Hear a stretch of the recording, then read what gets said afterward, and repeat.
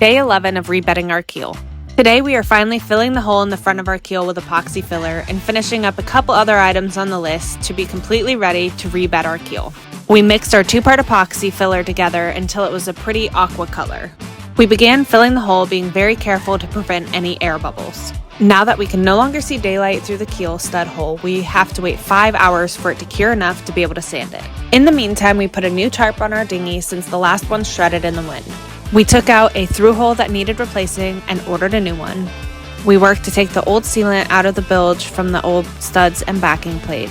Luckily, this was not too difficult of a job, but it did take away more paint than expected, which meant we needed to add some fresh paint, so we will have a clean adhesion for the new backing plates. Next on the list was another attempt at getting our cutlass bearing out. Thankfully, this time we had success. If you've ever done this before, you know it is more difficult than you would think.